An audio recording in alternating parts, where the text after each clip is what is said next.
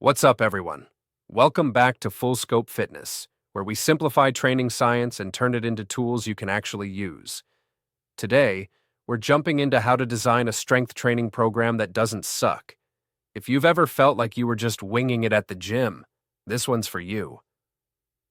We're pulling straight from the NSCA's Basics of Strength and Conditioning Manual, Chapter 2. And honestly, this is one of those chapters that separates casual lifters from thoughtful athletes. Why program design matters. All right, let's start here. A solid training program isn't just random exercises and muscle group splits. It's a plan built for performance, injury prevention, and long-term progress. Whether you're training for sport or just for life, a well-structured plan boosts performance, lowers injury risk, builds better movement patterns, and keeps you consistent. The big picture, periodization. You've probably heard the term before, periodization. It just means breaking training into phases over time, so you're not always doing the same thing. Think of it like this. There's an annual plan, 1 full year. Inside that, you have macro cycles, big blocks, maybe 3 to 6 months. Those break down into mesocycles, around 4 to 6 weeks, then microcycles, weekly chunks, and each workout, that's your training lesson. So yeah, there's strategy behind this. You're not just hitting chest and tries because it's Monday. You're hitting them because they fit in a bigger game plan. SAID principle, train for the goal. This one's huge. SAID stands for specific adaptations to impose demands. That just means you get what you train for. Want to get faster?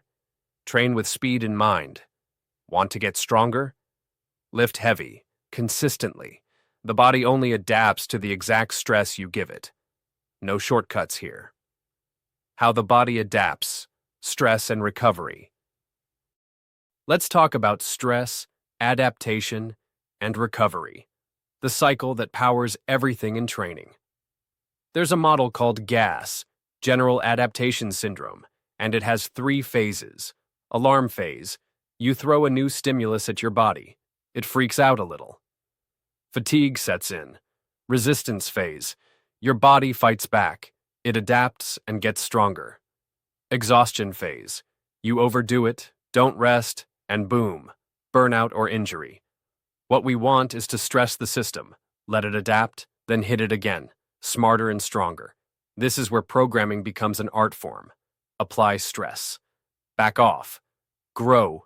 Repeat. Training load. Volume, intensity, progression. Now let's talk about load, which isn't just about heavy weights. It's about volume, sets X reps, intensity, how hard or how heavy, progression, how we increase the challenge over time. You don't want to be maxing out every week. You want a plan that includes phases of loading, unloading, and peaking. If you're writing your own program, try working in cycles like 3 weeks of increasing load, 1 week lighter for recovery. Then repeat with a new baseline exercise selection. Pick the right tools. This part's simple but powerful. Choose the right exercise for the right goal. Don't get distracted by flashy movements on TikTok. Stick to fundamentals, squats, deadlifts, presses, rows, Olympic lifts, if you're ready for them. Match the movement to the goal, not the trend. Warm-ups matter. A lot. Before you jump into the meat of the workout, prep your body. A warm-up isn't just about sweating a little. Done right, it can boost performance, improve reaction time, increase force output, reduce injury risk. Warm-ups should be dynamic, include movement-specific drills, and mentally get you ready to go. Putting it all together.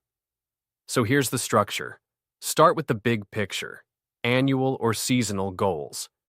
Break it down, macro, meso, and micro cycles. Design training lessons with intention. Apply progression carefully. Load, recover, adapt. Choose exercises that serve your actual goals. Warm up every time. Seriously. Whether you're programming for yourself or others, follow these principles and you're already ahead of most. Let's wrap it up. Training without a plan is like driving without a map. You might go somewhere, but it won't be where you meant to end up. If this episode helped you think differently about your own training or gave you ideas for your coaching, share it with someone who needs it. And as always, if you want a downloadable version of this breakdown, or want me to walk through a sample 12-week strength plan in another episode, just shoot me a message. Thanks for tuning in to Full Scope Fitness. Now go out there, train with purpose, and stay consistent. I'll see you next time.